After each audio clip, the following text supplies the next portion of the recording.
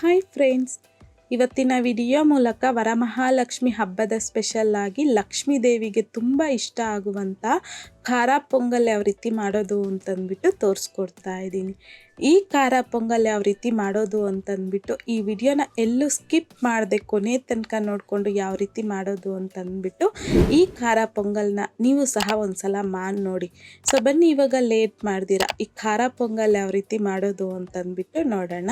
ಪ್ಯಾನಲ್ಗೆ 1 cup ಆಗುವಷ್ಟು ಹೆಸರು ಬೇಳೆ ಹಾಕ್ಕೊತಾ ಇದ್ದೀನಿ. 1 ಕಪ್ಪು ಬೇಳೆ ಬಂದು 250 ಗ್ರಾಮ್ ಆಗುವಷ್ಟು ಆಗುತ್ತೆ.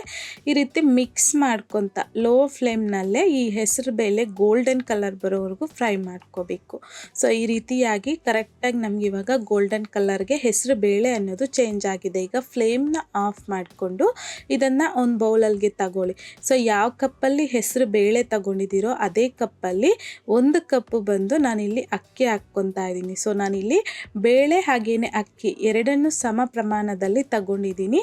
ಸೊ ಕೆಲವರು ಪೊಂಗಲ್ಗೆ ಅರ್ಧ ಭಾಗದಷ್ಟು ಬೇಳೆ 1 ಭಾಗದಷ್ಟು ಅಕ್ಕಿ ತಗೊತಾರೆ, ಅದು ಅಷ್ಟು ಟೇಸ್ಟ್ ಚೆನ್ನಾಗಿರೋದಿಲ್ಲ. ಈ ರೀತಿ 1 ಕಪ್ ಬೇಳೆ 1 ಕಪ್ ಅಕ್ಕಿ ತಗೊಂಡ್ರೆ ಪೊಂಗಲ್ ಟೇಸ್ಟ್ ಅನ್ನೋದು ತುಂಬ ಚೆನ್ನಾಗಿ ಬರುತ್ತೆ. ಸೊ ಈಗ ನೀರನ್ನು ಹಾಕಿ 1-2 ರಿಂದ 3 ಸಲ ನೀಟಾಗಿ ವಾಶ್ ಮಾಡ್ಕೋಬೇಕು. ವಾಶ್ ಮಾಡ್ಕೊಂಡಿದ್ದಾದ ನಂತರ ಇದನ್ನು ನೆನೆಸ್ಕೊಳ್ಳೋ ಅವಶ್ಯಕತೆ ಇಲ್ಲ, ಜಸ್ಟ್ ಪಕ್ಕಕ್ಕೆ ಇಟ್ಕೊಂಡು ಈಗ ನಾನಿಲ್ಲಿ ಒಂದು ಪಾತ್ರೆಗೆ ಯಾವ ಕಪ್ಪಲ್ಲಿ ಅಕ್ಕಿ ಬೇಳೆ ತಗೊಂಡಿದ್ದೀನೋ ಅದೇ ಕಪ್ಪಲ್ಲಿ ನಾನಿವಾಗ 6 ಕಪ್ ಆಗುವಷ್ಟು ನೀರನ್ನು ಹಾಕ್ಕೊತಾ ಇದ್ದೀನಿ. ಸೊ ಈ ನೀರನ್ನು ನಾವು ಚೆನ್ನಾಗಿ ಕುದಿಸ್ಕೋಬೇಕಾಗತ್ತೆ. ಸೊ ಇದು ಕುದೀತಾ ಇರಲಿ. ಈಗ ನಾವು ಪೊಂಗಲ್ ಯಾವುದ್ರಲ್ಲಿ ಮಾಡ್ತಿರೋ ಆ ಪಾತ್ರೆಗೆ ನಾನಿಲ್ಲಿ 1-2 ರಿಂದ 3 ಟೇಬಲ್ ಸ್ಪೂನ್ ಆಗುವಷ್ಟು ತುಪ್ಪ ಹಾಕ್ಕೊಂಡಿದ್ದೀನಿ. ಈಗ ನಾವು ವಾಶ್ ಮಾಡಿ ಇಟ್ಕೊಂಡಿದ್ದೀರಲ್ವ ಹೆಸರು ಬೇಳೆನ ಫ್ರೈ ಮಾಡಿ, ಸೊ ಅಕ್ಕಿನ ಎಲ್ಲನೂ ಅದನ್ನು ಹಾಕ್ಕೊಂಡು ಮಿಕ್ಸ್ ಮಾಡ್ಕೊತ ಲೋ ಫ್ಲೇಮ್ನಲ್ಲಿ ಒಂದು 3 ರಿಂದ 4 ನಿಮಿಷ ಚೆನ್ನಾಗಿ ಫ್ರೈ ಮಾಡ್ಕೋಬೇಕು. ಈ ರೀತಿ ಫ್ರೈ ಮಾಡಿಕೊಂಡು ನಾವು ಪೊಂಗಲ್ ಮಾಡೋದ್ರಿಂದ ಪೊಂಗಲ್ ತುಂಬ ಚೆನ್ನಾಗಿರುತ್ತೆ. ಸೊ ಒಂದು 4 ನಿಮಿಷ ಆದ ನಂತರ ಇದರಲ್ಲಿಗೆ ನಾವು ಸ್ಟಾರ್ಟಿಂಗಲ್ಲಿ ಆವಾಗೆ ನೀರು ಬಿಸಿ ಆಗೋದಕ್ಕೆ ಇಕ್ಕಿದ್ವಲ್ಲ, ಅದು ಚೆನ್ನಾಗಿ ಕುದೀತಾ ಇತ್ತು. ಸೊ ಆ ನೀರನ್ನು ತಗೊಂಡು ನಾನು ಇವಾಗ ಇದರಲ್ಲಿಗೆ ಹಾಕಿ ಮಿಕ್ಸ್ ಮಾಡ್ಕೊಂಡಿದ್ದೀನಿ. ಮೀಡಿಯಮ್ ಫ್ಲೇಮ್ನಲ್ಲಿ ಅಕ್ಕಿ ಬೇಳೆನ ಸಾಫ್ಟ್ ಆಗೋವರೆಗೂ ಬೇಯಿಸ್ಕೋಬೇಕು. ಸೊ ಈಗ ಇಲ್ಲಿ ಬೆಂದೋಗಿದೆ. ನನಗೆ ಇವಾಗ ರುಚಿಗೆ ತಕ್ಕಷ್ಟು ಸ್ವಲ್ಪ ಸಾಲ್ಟನ್ನು ಹಾಕ್ಕೊಂಡು ಮಿಕ್ಸ್ ಮಾಡಿಕೊಂಡು ನಿಮಗೆ ತೋರಿಸ್ತಾ ಇದ್ದೀನಿ ನೋಡಿ. ಕನ್ಸಿಸ್ಟೆನ್ಸಿ ಅನ್ನೋದು ನಮಗೆ ಅಕ್ಕಿ ಹಾಗೆ ಬೇಳೆ ಕರೆಕ್ಟಾಗಿ ಬೆಂದೋಗಿದೆ. ಸೊ ಈ ರೀತಿಯಾಗಿ ನಾವು ಪೊಂಗಲ್ಗೆ ಅಕ್ಕಿ ಬೇಳೆನ ಬೇಯಿಸ್ಕೋಬೇಕು. ನೀವು ಕುಕ್ಕರಲ್ಲೂ ಸಹ ಬೇಯಿಸ್ಕೋಬೋದು, ಬೇಗ ಆಗಬೇಕು ಪೊಂಗಲ್ ಅಂತಂದವರು.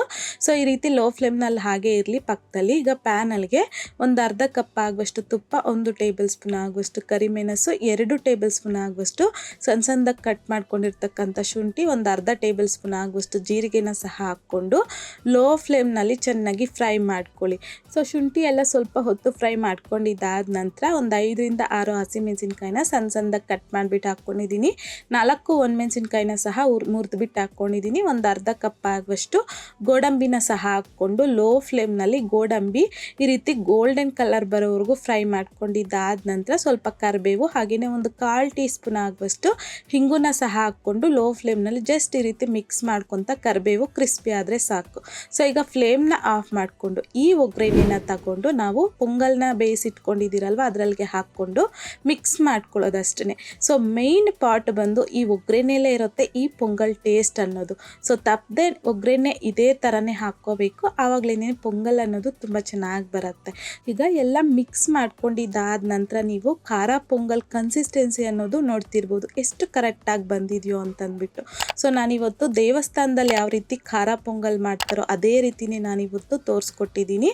ಸೊ ಹಾಗಾಗಿ ಈ ಸಲ ಬರುವಂತಹ ವರಮಹಾಲಕ್ಷ್ಮಿ ಹಬ್ಬಕ್ಕೆ ನೀವು ಸಹ ದೇವಿಗೆ ತುಂಬ ಇಷ್ಟ ಆಗುವಂತಹ ಈ ಖಾರ ಪೊಂಗಲ್ನ ನೀವು ಮನೆಯಲ್ಲಿ ಟ್ರೈ ಮಾಡಿದಾದ ನಂತರ ನಿಮಗೂ ಸಹ ಈ ಖಾರ ಪೊಂಗಲ್ ಕನ್ಸಿಸ್ಟೆನ್ಸಿ ಟೇಸ್ಟು ಯಾವ ರೀತಿ ಬಂತು ಅನ್ನೋದನ್ನು ಮರೀದೆ ನನಗೆ ಕಾಮೆಂಟ್ ಬಾಕ್ಸಲ್ಲಿ ಕಮೆಂಟ್ ಮಾಡಿ, ಲೈಕ್ ಮಾಡಿ, ಶೇರ್ ಮಾಡಿ.